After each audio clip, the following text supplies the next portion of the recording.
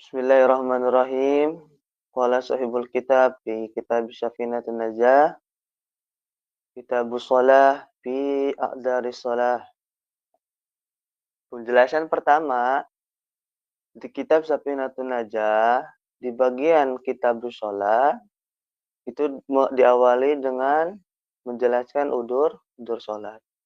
Apakah udur salat itu? Nah, udur salat di sini maksudnya keadaan di mana kita sama hukum syar'i, terkhusus di madzhab kita di Imam Syafi'i, itu dimaafkan istilahnya dimaafkan ketika kita ketinggalan sholat. Nah, di sini a'dzarus shalah isnani. Di kita madzhab Syafi'i, udzur sholat itu ada dua. Al-awwal an-naumu wasani an-nisyan. Yang pertama adalah udur sholat itu ketika tidur. Jadi teman-teman misalkan tidur di jam 11, misalkan lagi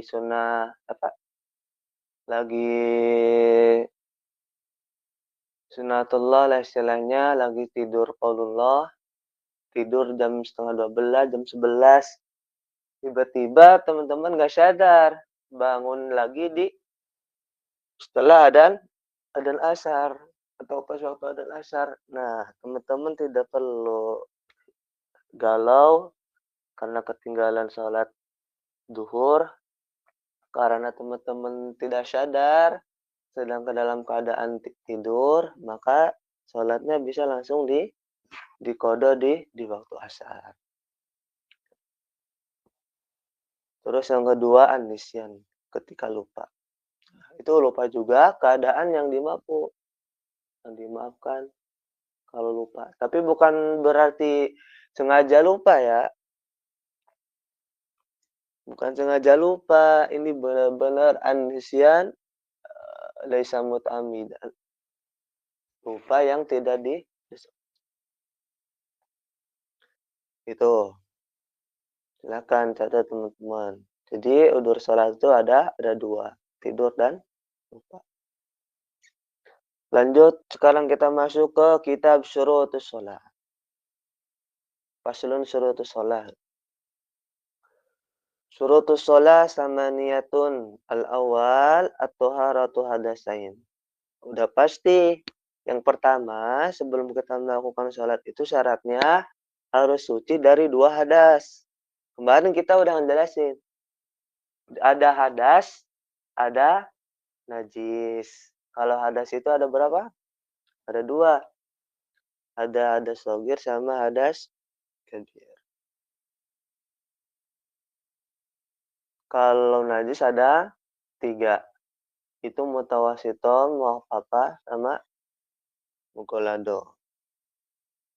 Itu kita ulang kembali biar sedikit ingat teman-teman. Suaranya masuk kan? Masuk ya. Terus yang kedua, at-taharatu anin najasah tuh, fisaubi wal badani wal makan. Setelah kita suci dari 2 hadas nih, kita juga harus suci dari najis-najis dalam pakaian, fisaubi wal badani dari badan kita, wal makani dan tempat sholat kita. Kita harus memastikan kesucian 2 tadi ya, hadas sama najis. Terus masuk yang ketiga, apa syarat sholat yang ketiga? Yaitu satrul aurah. Kita harus menutup aurat. Nah, Kak, kan aurat tuh kayak bingung katanya misalkan. Aurat istilahnya banyak pandangan atau pendapat batasan aurat, saya bingung. Nah, yang penting kalau kita nanti ada penjelasannya setelah ini di bawah. Aurat itu istilahnya kalau perempuan telapak tangan sama wajah. Nah, kalau laki-laki itu dari dari apa ini namanya, lutut sampai pusar. Itu sedikitnya, nanti ada penjelasannya di bawah, tenang aja. Udah, tadi ketiga syatrul aurah ya. Jadi dalam sholat, sebelum sholat kita harus memastikan dulu badan kita benar-benar tertutup. Yang keempat, istiqbalul kiblah. Udah pasti kita harus menghadap kiblat, yaitu ke Masjidil Haram, ke Ka'bah. Teman-teman juga tahu kan, sejarahnya sebelum ke Masjidil Haram kan kiblat kita bukan Ka'bah, tapi Masjidil Aqsa. Nah, itu wawasan aja. Jadi sebelum kita ke menghadap kiblah, waktu zaman Nabi itu kiblah kita sebelumnya pernah ke Masjidil Aqsa, cuman dipindahkan. Sekarang kita menghadap kiblatnya ke Ka'bah. Itu yang keempat. Kita ulang. Pertama kita harus suci dari hadas. Kedua harus suci dari najis. Ketiga menurut aurat. Yang keempat istiqbalul kiblat, menghadap kiblat. Ada yang kelima, dukhulul waqt, masuk waktu. Masuk waktu di sini itu punya arti kita ya melakukan sholat ketika sudah bagian waktunya. Contoh, ya di sini misalkan teman-teman masih jam berapa kalau Indo sekarang? Jam 4 atau jam 5 ya? Jam 4 atau jam 5 misalkan. Ya itu waktunya sholat Asyar. Maka yang diwajibkan kepada kita adalah sholat Asyar. Nggak boleh sholat yang lain. Itu kecuali misalkan tadi ada udur misalkan, untuk qada. Lanjut, yang keenam, al-ilmu bi fardiyatiha. Harus mengetahui fardu sholat. Nanti ada penjelasannya pada sholat ya. Teman-teman sekarang belajar tentang hal sholat, itu juga teman-teman udah mau apa istilahnya melengkapi syarat sholat kita. Mengetahui fardu-fardu sholat itu termasuk syarat. Nah, jadi teman-teman sekarang belajar, insya Allah akan melengkapi wawasan teman-teman dalam sholat. Lanjut, yang ketujuh, wa alla yantaqida fardhan furudiyah sunnah. Ini seperti di bab sebelumnya, maksudnya kita ini tidak meyakini fardu-fardu sholat itu sebagai sunnah. Maksudnya gimana? Maksudnya di saat kita udah tahu nih fardu kan banyak itu. Contohnya misalkan ruku, ruku. Itu kan fardu ya, masih wajib. Maka teman-teman jangan meyakini ruku itu sunnah. Nah, jadi fardu ya fardu, jangan dicampurkan dengan sunnah. Itu. Jadi syaratnya kita harus meyakini bahwa fardu itu ya kefarduan yang harus dilakukan, bukan bagian dari sunnah.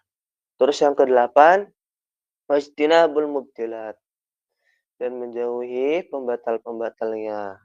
Udah pasti ya. Jadi syarat-syarat salat yang terakhir di sini kita harus apa istilahnya menjaga diri kita dari sesuatu yang dapat membatalkan sholat.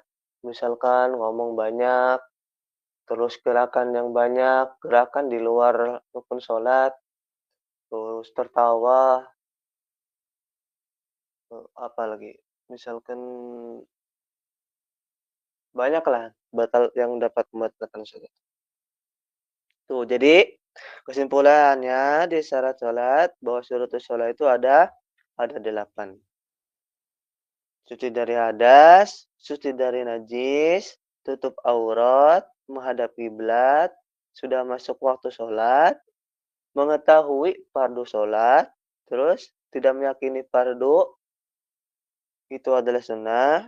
Yang terakhir, istinabul mubtilat, yaitu menjauhi kita dari yang dapat membatalkan sholat. Tuh, 2 katanya. Kita udah dapat nih.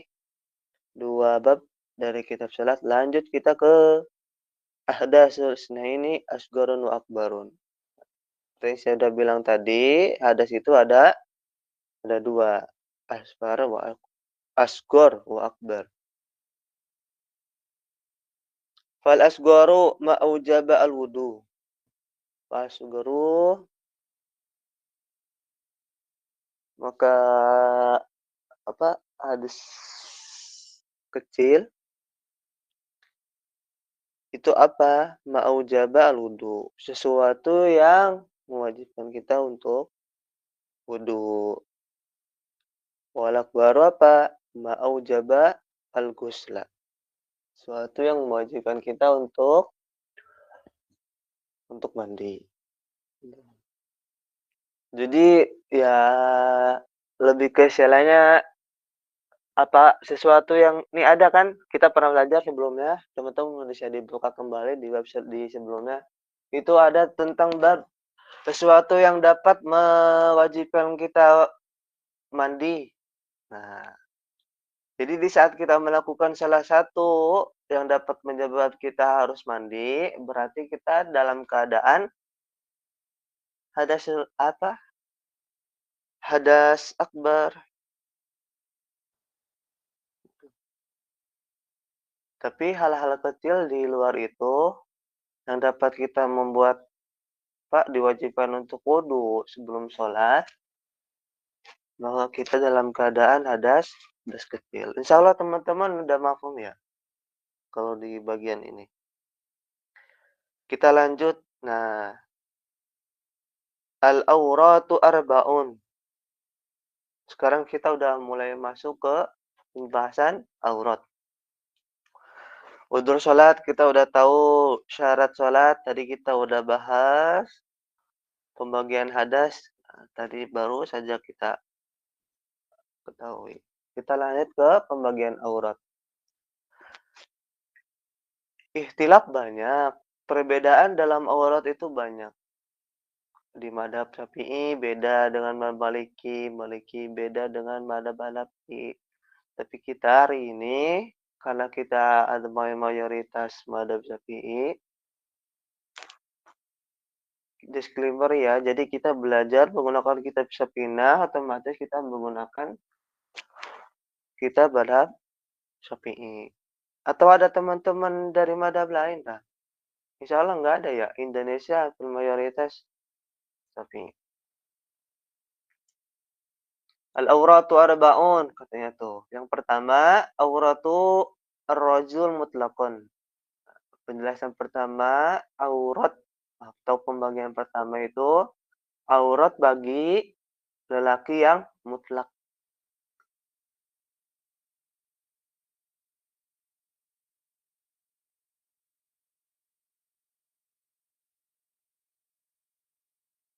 Wal amati bis sholati ma baina surati wa rukbah.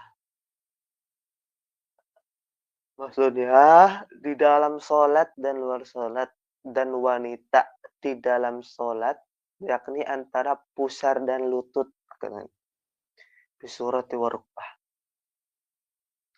Itu yang tadi sebelumnya saya katakan. Jadi rajul mutlaqan ya itu dari pusar sama rukbah. Terus yang kedua wa auratul hurrah bis shalah. Yaitu aurat wanita yang merdeka. Maksud di sini bukan abd ya, bukan budak di dalam sholat. Berapa auratnya, batasannya? Yaitu jami'u badaniha. Katanya itu. Masiwa al-wajhi wal kaffain. Ini yang saya katakan tadi. Wanita yang merdeka ya seperti teman-teman. Itu seluruh badan. Selain wajah dan telapak tangan. Nah, terus yang ketiga, auratul hurrah wal ammah indal ajanib. Itu aurat wanita merdeka dan budak terhadap laki-laki asing. Jadi maksudnya, eee, asing lah, muhrim, bukan muhrim lah istilahnya. Kalau bukan muhrim, itu apa di sini tuh, jami'u badaniha. Jadi seluruh badan, seluruh badan. Jadi kalau bulan ketiga ini seluruhnya tanpa ada siwa, tanpa ada kecualian ya. Terus yang keempat, wa inda muharimiha wa inda maharimihima wan nisa'i. Yang keempat itu aurat terhadap mahram. Nah, mahram, mahram bersama mahram atau perempuan dengan perempuan. Itu apa batasannya? Ma baina surati wa rukbah. Jadi walaupun sesama perempuan, tetap ada batasannya. Batasannya mana? Baina surati wa rukbah. Itulah pembagian di aurat. Sekarang kita udah mengetahui aurat itu ada pembagiannya, batasan-batasannya yaitu ada 4. Buat siapa saja? Pertama buat rajulun mutlaqon. Kedua buat al-hurrah. Terus yang ketiga buat al-hurrah wal ammah indal ajanib. Yang keempat buat bainan nisa atau istilah yang muharramat ya. Udah. Salah mafhum ya. Kalau teman-teman ada yang tanyakan silakan dicatat dulu masing-masing nanti kita sesi tanya jawab. Lanjut ke rukun salat. Arkanus salati sabat asyar. Al-awwalu an-niyah. Yang pertama adalah niat. Arkanus shalah dalam kitab Safinah ada 17. Sebagai wawasan ada kitab lagi di kitab Mabadi Mabadi Fikih itu dinyatakan 13. Tapi sekarang kita udah masuk ke Safinah dan kita dari Imam Syafi'i, Madhab Syafi'i, maka kita apa? Ilmu dalam arkanus shalah kita meyakini Islam bukan meyakini tapi mensepakati di Madhab Syafi'i ada 17. Al-awwalu an-niyah, yang pertama adalah niat. Di mana niatnya? Contoh usolli fardhu asyri arba'a raq'atin mustaqbilal qiblah boleh, mustaqbilal Ka'bah juga boleh. Ada lillah kalau sendiri, ada makmuman kalau makmum, ada imaman lillahi ta'ala kalau jadi imam. Terus asani takbiratul ihram, Allahu Akbar. Teman-teman kalau setelah niat pasti takbir. Pelakuan niat dalam sholat, salah satunya yaitu diucapkan dalam hati ketika kalian mengangkat takbiratul ihram. Allahu Akbar, tangan sedang mengangkat, dalam hati kalian niat sholat. Melafalkan niat adalah sunnah. Yang wajib itu dalam hati. Asalis al-qiyamu ala qadri fil fard. Yang ketiga, berdiri bagi yang mampu. Katanya. Al-qiyamu ala qadir fil fard. Jadi berdiri bagi yang mampu.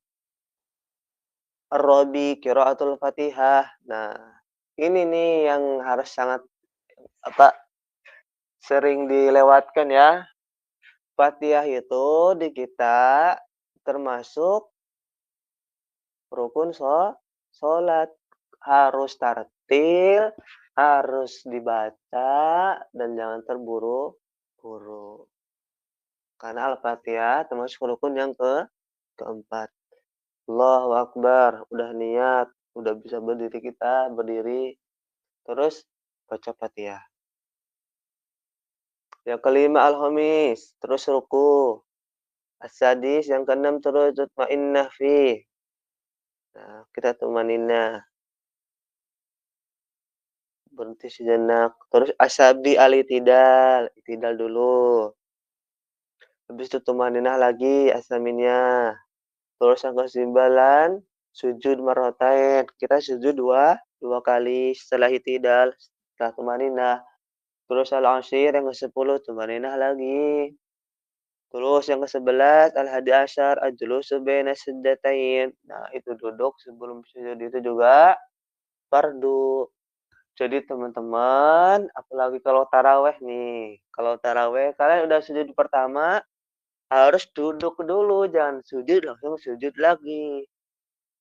Nah, paham kan maksudnya? Jangan saking semangatnya taraweh kecepatan sujud pertama langsung sujud kedua. Angkat dikit doang langsung sujud kedua. Nah, itu nggak boleh. Harus duduk dulu, tumaninah dulu, habis itu baru sujud. Terus asalnya asyar, apa? Tumaninah fi. Terus asalnya asyar, at-tasyahud al-akhir. Tasyahud akhir. Terus arabi asyar, al-qu'udu fi. Duduk dalam tasyahud akhir. Terus al-khamis asyar, as-salatu ala nabi. Salawat kepada Nabi. At-tahiyyatul mubarakatuh shalawatut thayyibatu lillah. Assalamualaikum ayuhan nabiyyu wa rahmatullahi wabarakatuh. Wassalamu alaina wa ala ibadillahi sholihin. Asyhadu an la ilaha illallah wa asyhadu anna Muhammadar Rasulullah. Allahumma sholli ala sayyidina Muhammad. Nah, itu harus ada salat. Terus yang ke-16 assalam. Assalam ke kanan sama ke kiri. Mengucapkan salam, yang terakhir adalah tartib. Apa itu tartib? Susun, tersusun dari satu sampai ke terakhir harus tersusun dengan rapi. Tidak boleh setelah takbiratul ihram niat langsung sujud. Nah, itu nggak boleh. Harus berurutan. Takbiratul ihram, qiyam, al-fatihah, ruku, tumaninah, beri lagi, terus sujud, tumaninah, sujud, habis itu lanjut sampai akhir. Tuh teman-teman, kita lanjut ke niatus shalah. An-niyatu salah satu darajat. Nah, niat dalam salat ada tiga tingkatannya. Ada tiga tingkatan. Ingkanat as-sholatu fardhon. Jika salat fardu, wajaba qasdul fi'li. Wajib disengaja. Atau maksudnya wajib apa? Menyengaja berbuat. Wajaba qasdu fi'li wa ta'yin. Ya, ta'yin. Menentukan jenis salat. Ya, jadi dalam niat teman-teman benar-benar yakin Allahu Akbar. Lagi salat asar Allahu Akbar, dalam hati niat yakin-yakinnya ya kita akan melaksanakan salat. Salat apa? Salat asar. Maka nggak boleh berpikiran atau niat salat apa melakukan salat asar tapi dalam hati salat duhur misalkan. Nah, nggak boleh ya. Jadi harus benar-benar yakin dan harus benar-benar disengaja niatnya. Terus yang kedua, ingkanat nafilatan muaqqatatan qaratibatin aw datin sabab. Wajaba qahdun fi'li wa ta'yin. Nah, yang kedua itu jika salat sunnah muakkar. Maksudnya yang ditentukan waktunya. Seperti sunnah rawatib. Atau yang memiliki sebab, maka wajib menyengaja berbuat. Nah, kalau yang sunnah cukup dalam niat.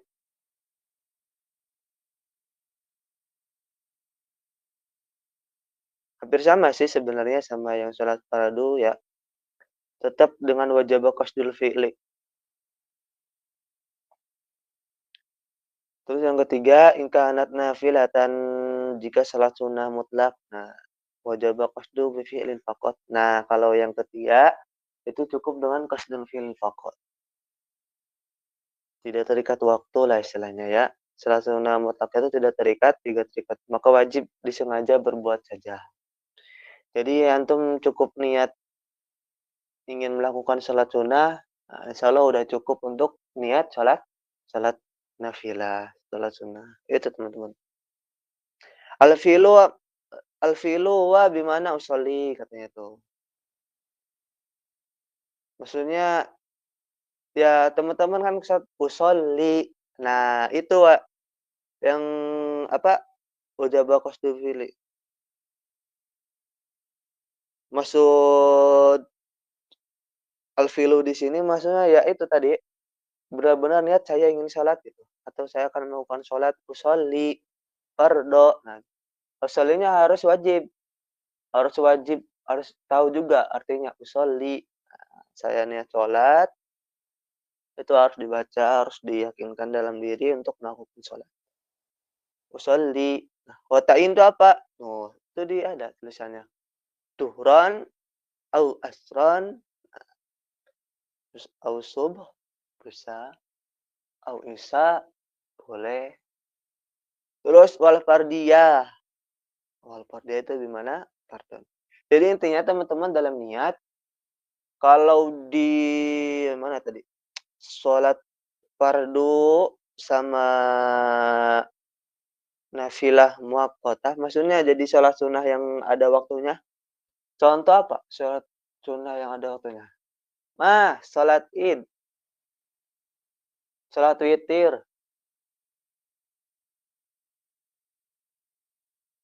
Itu kan ada waktunya tuh. Nah, itu wajib dengan usolli, terus takyin juga, sebutin. Mau sholat apa kita? Teman-teman ya, bisa dicatat boleh. Lanjut kita ke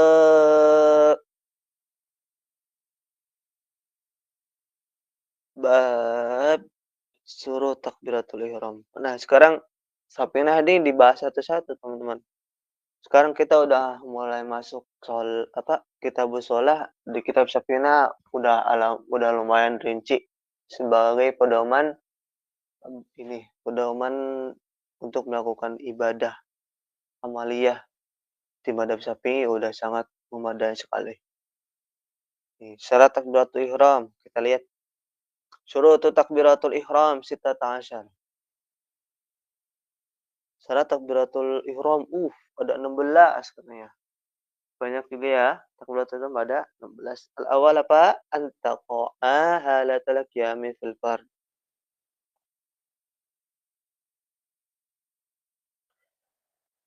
Yang pertama itu al-qiyam. Dibaca saat berdiri maksudnya. Dibaca saat berdiri ketika sholat. Jadi niatnya jangan baru wudu misalkan baru wudu niat sholat. Enggak gitu.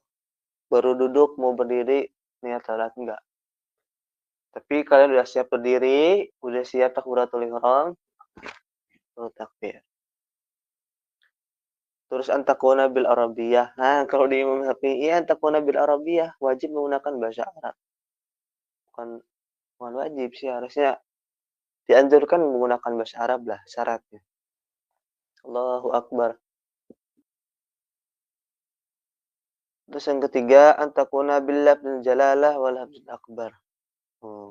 Wajib dengan kalimat Allah dan akbar. Allahu Akbar, gak boleh yang lain. Walaupun banyak muradifat ya tentang akbar, misalkan Allahu Akbar, gak boleh, harus akbar. Terus yang kelima, tartibu bainal lafdain. Tartib antara dua lafaz tadi, jangan akbar, akbar Allah, gak boleh. Harus Allahu Akbar ya. Terus yang keenam, an la yamudda hamzat jalal. Hamzah jalalanya itu tidak boleh dipanjangkan. Allah, jangan gitu. Allahu Akbar, jangan Allah, nggak boleh gitu. Terus ada mumad, tuh ada mumad fi bayi akbar ini. Jadi, tidak ada mad, tidak panjang juga di barnya, jadi jangan Allahu akbar, nggak boleh.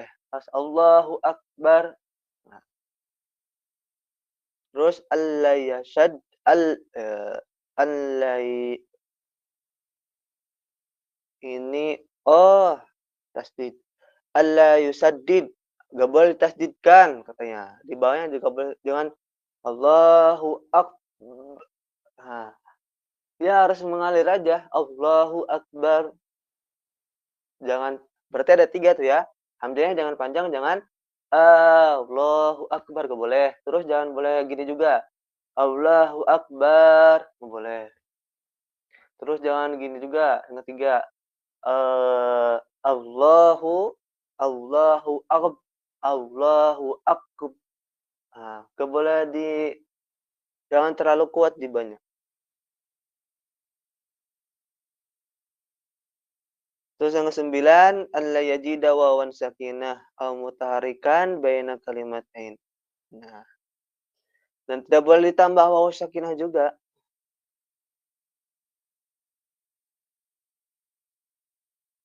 Atau mutaharikah, ya. Tidak ditambah wawu mati atau harokat di antara dua kata gitu. Contohnya gimana? Kalau ditambah wawu sakinah misalkan Allahu Akbar, itu nggak boleh. Harus harus ngalir istilahnya, harus ngalir, harus jelas, tidak ada mad-mad.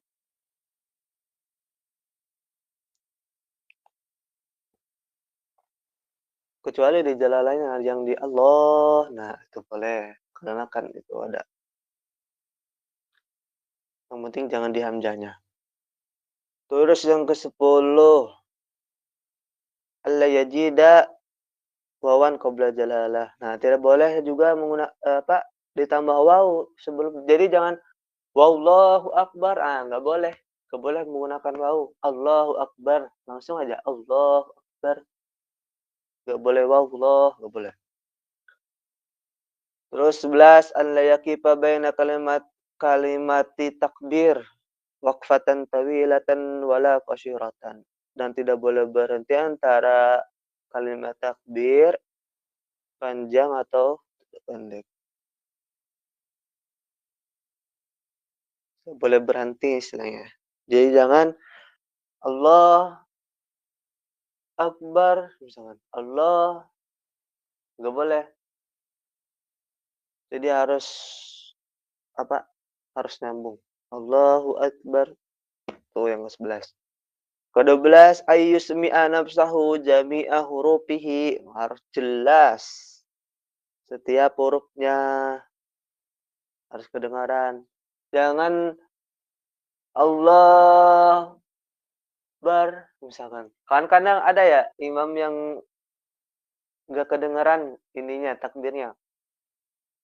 Allah, hilang suaranya. Habis itu gede lagi. Akbar, misalkan. Itu harus, nggak boleh harus kejelas semua ya. Jangan ada yang tidak terdengar sama sama kita. Sama mungkin kalau sendiri sholatnya ya sama diri sendiri. Kalau lagi jadi imam ya sama makmum harus kedengar juga. Terus 13, duhulul waqti fil muaqqat. Yaitu masuk waktu dalam, ya ini udah jelas. Masuk waktu dalam salat-salat muaqqadah, salat-salat ya di waktunya, di waktu masing-masing. Terus iqa'uha halal istiqbal. Iqa'uha halal istiqbal. Maksudnya di sini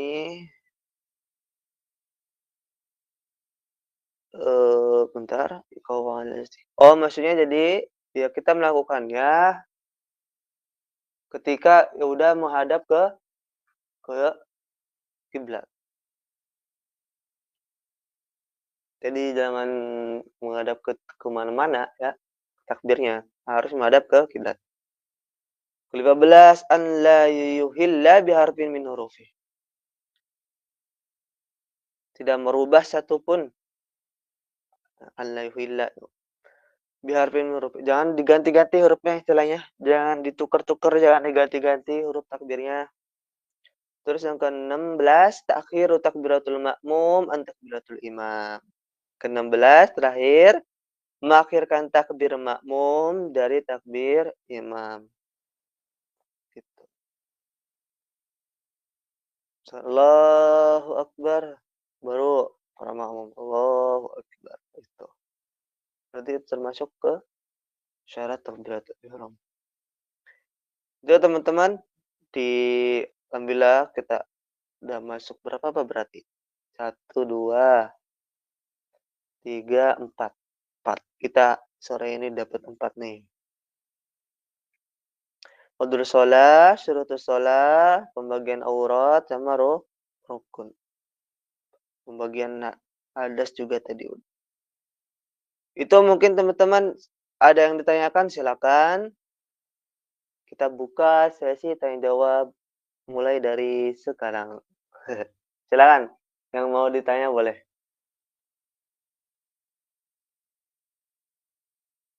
Kalau nggak mau buka mic, boleh diketik juga di chat bareng-bareng, itu ada bersama.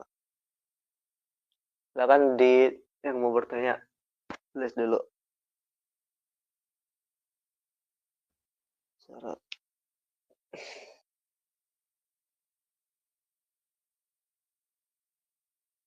Ini bab-bab selanjutnya menjelaskan secara rinci di rukun-rukun sholat ya.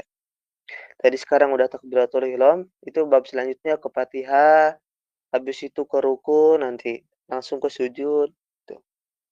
Jadi ada penjelasan lengkap.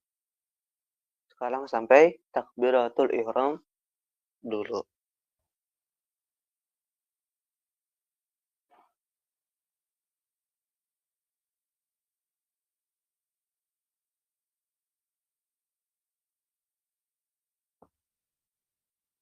Silakan, ada yang ditanyakan?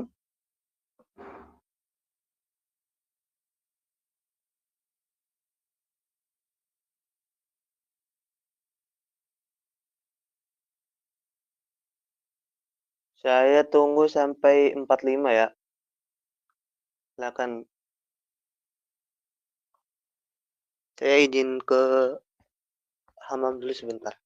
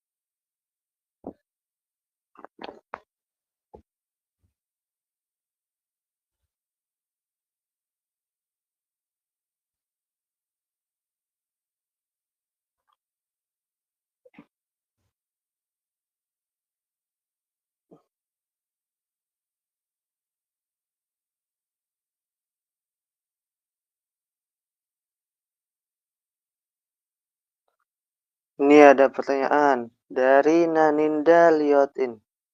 Assalamualaikum warahmatullahi wabarakatuh. Afwan. Naninda dari Lampung yang bertanya, gimana kalau lagi sholat suka lupa rakaat sholatnya? Eh, kalau kita ketika sholat teman-teman lupa dalam rakaat sholat, maka disinilah berperan keyakinan teman-teman dalam menentukan rakaat. Maksudnya gimana? Kan ada kaidah fikih itu al-yaqinu la yujalu bis-syak. Keyakinan itu tidak akan keluar apa istilahnya, tidak ada dalam keraguan tidak ada dalam keraguan. Jadi kalau teman-teman ada muncul keraguan, nah ini disclaimer-nya, kalau teman-teman ada muncul keraguan dalam rakaat sholat disebabkan lupa, maka cara kalian itu mengambil keraguannya itu. Mengambil keraguannya itu otomatis dengan menambahkan istilahnya satu rakaat dari yang kita kira. Contohnya gimana? Contohnya gini, misalkan Mbak Naninda sholat asar. Asar kan sekarang ya? Bisa asar. Tiba-tiba Kak Ninda lupa. Ini udah 3 rakaat apa udah 4 ya? Nah, itu kan muncul keraguan. Maka ambil keraguannya dan ambil nilai bukan nilai, rakaat yang paling sedikit. Contoh, ini 3 atau 4. Nah, maka Mbak Ninda harus mengambil yang 3, jangan yang 4. Ini kalau posisinya dalam ragu ya, posisi ragu. Maka waktu Mbak Naninda ragu-ragu dalam rakaat sholat, ambil rakaat yang paling sedikit dari keraguan. Ragu kan pasti teman-teman udah ini, udah tahu. Misalkan kayak tadi kan kasusnya sholat asar, ini 3 atau 4, ini 2 atau 3. Nah, maka ngambil paling yang kecil. Ya gimana Kak, misalkan nanti kan kalau salah kan jadi 5 misalkan rakaat asarnya. Ya nggak apa-apa, karena itu di luar kemampuan kita. Di luar dari istilahnya keluar dari ya dari akal kita. Jadi maksudnya karena kita lupa, munculnya keraguan, maka kita harus mengambil keraguan itu dengan mengambil rakaat paling paling sedikit. Tuh, itu jawabannya. Tapi gimana kalau nggak ragu? Misalkan, saya mah yakin udah 4, ya berarti kalau teman-teman yakin, tidak ada keraguan udah 4, ya udah yakinkan apa dalam diri teman-teman itu ya sholatnya udah 4. Misalkan kalau asar ya, udah 4, maka tidak perlu mengambil keraguan, tidak perlu mengambil rakaat yang paling sedikit. Itu teman-teman, kalau solusi di dalam keadaan lupa sholat ya, lupa rakaat sholat.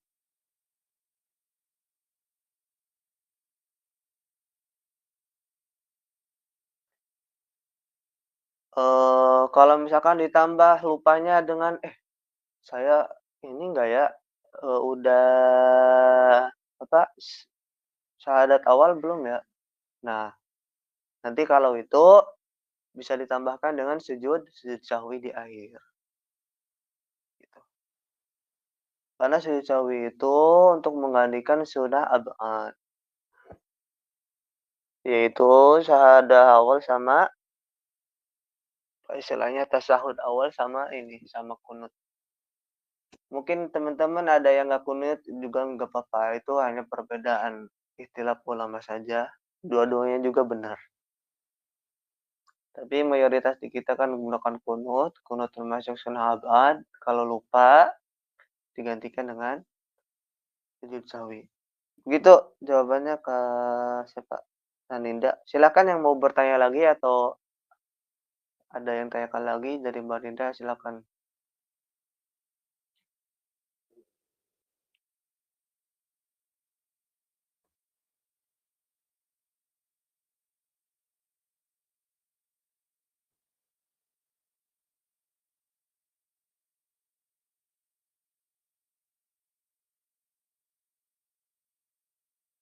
Oke, sama-sama. Yuk yang lain, yang mau bertanya silakan.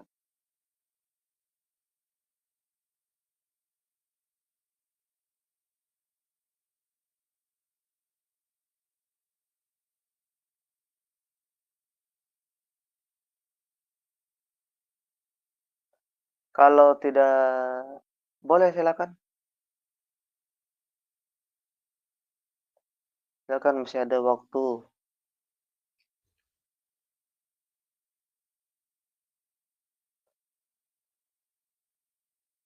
Silakan teman-teman yang lain mau bertanya boleh. Ada waktu 10 menit lagi. Teman-teman di Murojaah lagi ya. Warahmatullahi wabarakatuh. Waalaikumsalam.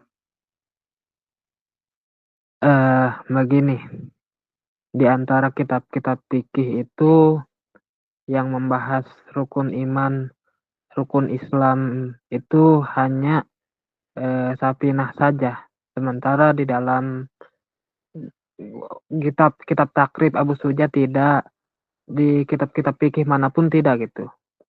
Ini alasannya apa ya gitu. Padahal kan fikihnya sama-sama Syafi'i, tapi ada perbedaan seperti itu. Mohon penjelasannya, Sukron. Oh, oke, bagus pertanyaan nih. Jadi Kak Aji ya, Aji Juanda tadi bertanya kenapa kok di kitab Safinah ada bab menjelasnya rukun iman sama rukun Islam. Nah, sebenarnya ya memang berbeda dari yang lain karena di Safinah saya pernah belajar, masih ingat waktu itu. Sama guru saya bilang, Safinah ini itu adalah kitab mabadi sebelum kita masuk ke apa istilahnya lautan madhab Syafi'i istilahnya. Jadi pondasi kita itu dengan apa? Dengan ini kitab Safinah, Safinatun Najah.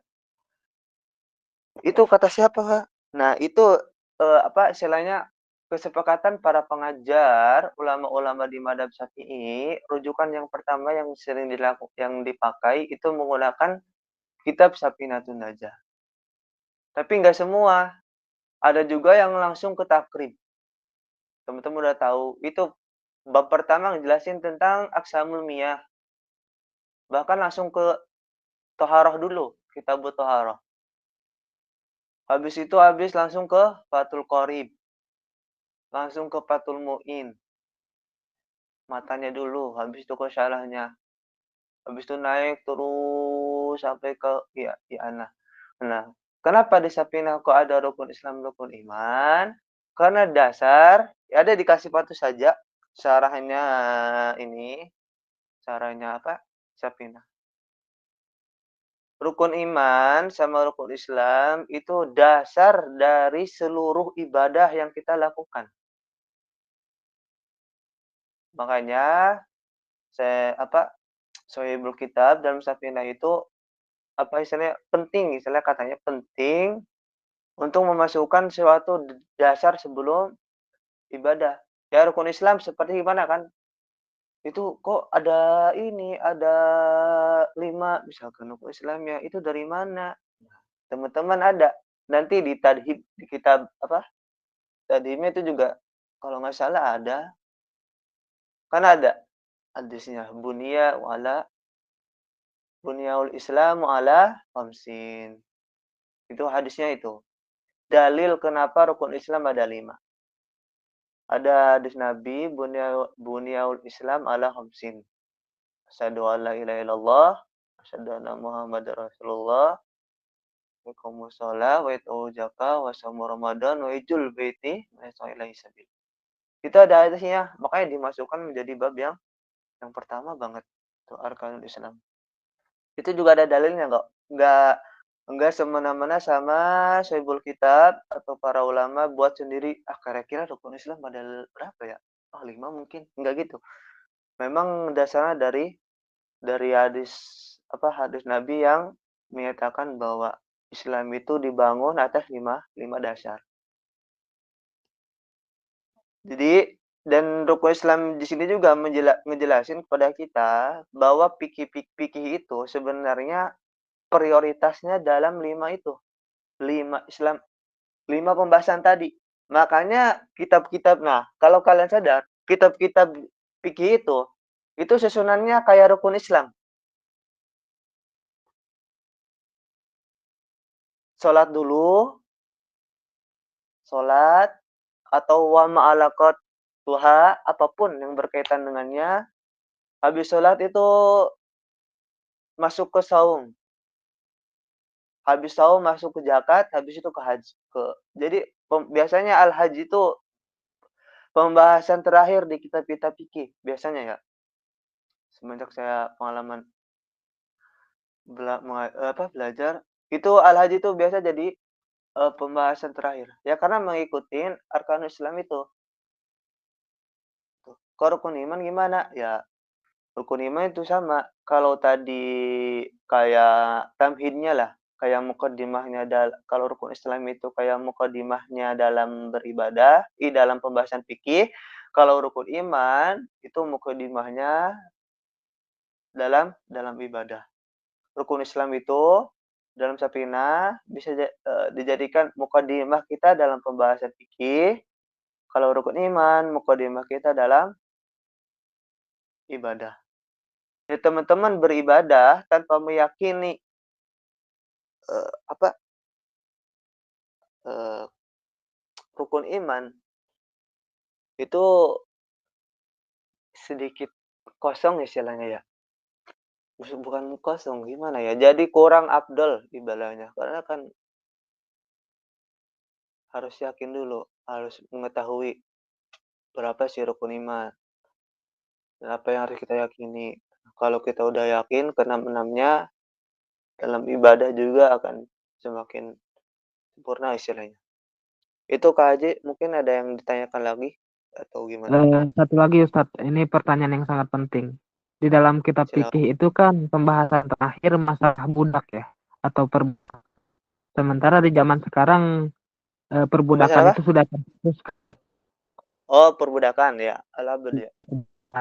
Iya gimana? Apa tidak sebaiknya dihapuskan saja begitu kan? Karena kan masalah perbudakan ini Ah, sudah mustahil, jadi iya ya kita benar-benar. tidak perlu gitu. Tapi masih ada di kitab-kitab fikih, itu alasannya kenapa gitu? Karena sudah tidak Ya, relevan dengan zaman sekarang menurut saya. iya ya. Kita kalau masalah relevan itu mungkin emang tidak relevan bagi zaman kita karena sudah tidak ada perbudakan. Tapi kita harus tahu dulu. Kita kan ada istilahnya al-muhafadatu ala qadimi sholih wal akhdhu bi jadidil aslah.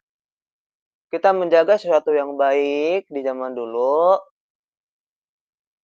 tapi juga menciptakan sesuatu yang lebih baik daripada yang maksudnya gimana? Al-abdu di sini kan maksudnya pembahasan fikih di bagian perbudakan. Itu kan ilmu fikih yang pernah terjadi di zaman lalu, ya di zaman dulu dan itu tidak perlu dihapuskan. Kenapa nggak perlu dihapuskan? Karena walaupun hal itu apa istilahnya tidak relevan, tapi kaidah-kaidah yang terjadi sekarang, ilat-ilatnya ada dari sana juga. Contoh contoh hukum fikih muamalah di bagian kayak ART, tahu ART? Pembantu, pembantu Tahu, tahu. rumah tangga. Nah, itu kan ada sedikit ulama yang sedikit menyenggol bukan dia menyenggol lah, kiasan-kiasan ke hukum-hukum itu perbudakan. Tapi ya walaupun konteksnya beda, benar-benar sangat beda, tapi ada kiasan yang menjadikan kawaid baru yang bisa lebih relevan di zaman sekarang. Jadi untuk ilmu kayaknya nggak perlu dan ulama juga sepakat tidak perlu dihilangkan, tetap dibahas ya sebagai wawasan kita. Apalagi yang pengen cita-cita jadi ahli fikih mah harus tahu. Makanya dan teman-teman juga harus tahu, kitab itu ada dua teman-teman. ada klasik, ada kontemporer. Kalau ada kitab yang menjelaskan perbudakan, itu 90% kitab klasik, gitu. Kalau kitab yang menjelaskan udah tentang aborsi, terus tentang asuransi, takmin, nah itu bisa 90%. Itu udah pasti itu kitabnya, kontemporer, kitab masyarah, itu. Jadi teman-teman bebas mau belajar fikih dari mana dulu, tapi yang terbaik yang sering digunakan para ulama kita di Indonesia maupun di Timur Tengah, itu dari klasik dulu. Karena ilat-ilat, qawaid-qawaid, hasil-hasil yang terjadi di kontemporer sekarang, itu hasil dari ijma ijtihad, kiasan dari permasalahan zaman zaman dulu. Makanya di pondok pesantren di Indonesia, itu diawali dengan kitab-kitab klasik, gitu. Kalau kita istilahnya kitab apa, kutubut turas lah. Itu Kak Haji, ada yang ini nggak? Masih? Alhamdulillah, syukron kasiron. Terima kasih Ustadz atas penjelasannya dan atas kesempatannya. Ya, alhamdulillah kalau itu bisa dipastikan gitu. Kalau di kitab-kitab ada penjelasan budak, itu biasanya itu kitab-kitab klasik. Kalaupun ada di kitab Muasyarah, di kitab-kitab kontemporer sekarang, itu pasti yang dibahas tuh ininya, ilatnya. Kenapa kok ada istilah kayak ilat di perbudakan. Contohnya misalkan kayak bagaimana hukum, eee, majikan yang melakukan kekerasan kepada ART, pembantunya. Nah, itu kan banyak biasanya ke sana. Makanya muncul kaidah baru kan tetap kayak, banyaklah istilahnya ininya, contoh-contohnya. Jadi pondasi dasar fikih itu menggunakan klasik dan perkembangannya, kemajuannya menggunakan kitab-kitab kontemporer. Jadi teman-teman sekarang belajar mabadi, mabadi dulu, habis itu udah Makanya pengetahuan secara umum baru. kalau misalkan itu tetap dipakai, saya khawatirnya begini. Di Arab Saudi itu kan orang-orang kita atau orang-orang Indonesia kan banyak yang jadi TKW. Takutnya masih dianggap Iya, budak gitu. Sehingga banyak iya, iya, penyiksaan atau banyak yang melecehkan begitu kan. iya. Kan dalam kitab fikih Tapi dilecehkan itu boleh itu. Kalau budak seperti itu. iya, iya, kalau budak. Ya makanya kayaknya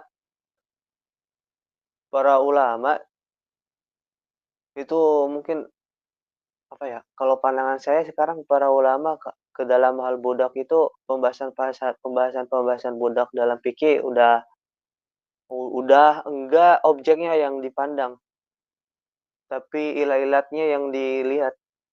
Kayak kenapa kok budak, boleh boleh dijima misalkan. Benar nggak? Benar kan ada gitu ya fikih? Iya, Kenapa, budak apa istilahnya, bisa semena-mena majikan, itu yang dilihat sekarang oleh para ulama-ulama fikih kontemporer itu ilat-ilatnya, bukan objeknya lagi. Jadi kayaknya dan dan para ulama juga sepakat bahwa emang itu udah nggak udah nggak berlaku di sekarang, di masa sekarang, karena perbudakan emang sudah tidak ada. Mungkin kalau ada opsi dari Kak Aji untuk menghapus pembahasan tentang ibadah di kitab-kitab fikih, eee, nanti Kak Aji masuk ini jadi ulama besar, habis itu apa, memfatwakan gitu. menghapuskan seluruh pembahasan Waduh, perbudakan. itu mustahil Ustaz. Karena kan ana masih alkir, masih minim ilmu Ustaz. Ini hanya merupakan Ya, pendapat pribadi ya, dari kekhawatiran gitu kan. ya. Kepada Ya, TKI-TKI bagus kita, bagus. TKI-TKI kita gitu, yang Saya kerja di Timur Tengah. saya yakin juga Pak itu Kak Haji, itu pasti ada sebagian ulama itu yang sepemikiran sama yang Kak Haji tadi. Saya yakin itu, pasti ada pemikiran ke sana, cuman, saya belum tahu juga bagaimana, perdebatan antara para ulama tentang penghapusan ini, tapi saya juga yakin itu pasti pernah dibahas juga, antara dihapuskan atau tetap diadakan sebagai wawasan. Saya yakin itu ada, cuman nanti saya cari-cari perdebatan sekarang tentang pembahasan di perbudakan itu. Yang bisa kita ambil rujukannya paling dekat itu kan kasih patuh saja ya, Syekh Nawawi. Karena menurut Iya saya benar, Syekh Nawawi itu zamannya agak dekat dengan kita gitu. iya Mungkin benar benar. perbudakannya bukan perbudakan seperti zaman Rasulullah, tapi karena terpaksa gitu Iya dalam iya penjajahan gitu. benar, Tapi iya masih tetap dibahas gitu kan. iya Maksudnya bukan perbudakan yang jual beli begitu bukan, tapi karena iya benar, penjajahan. Itu kan konteksnya beda. iya. Oh iya, Syekh makanya Nawawi. yang dilihat sekarang ilatnya, jadi Ya, konteks ya. perbudakannya. Ya, Ada yang syukran tanya Ustadz lagi atas tidak? berbagi ilmunya. Ana bentar lagi mau Mantap buka Kak soalnya. Haji, mantap. Syukran Bagus moderator banget mungkin. pertanyaannya. Ana sekalian pamit Kalau ya mau buka soalnya. iya, Assalamualaikum. mau tutup juga ndak? Waalaikumsalam. Teman-teman, terima kasih atas kehadirannya. Ada yang ditanyakan boleh nanti mau japri juga boleh, nggak apa-apa, atau ke Saripa. Sekarang udah lebih dan teman-teman juga kayaknya udah ada yang buka, ada yang udah masuk buka. Terima kasih atas waktunya. Mohon maaf atas segala kesalahan dan kekurangannya. Kita berjumpa kembali insyaallah di minggu depan. Terima kasih atas kehadirannya. Assalamualaikum warahmatullahi wabarakatuh.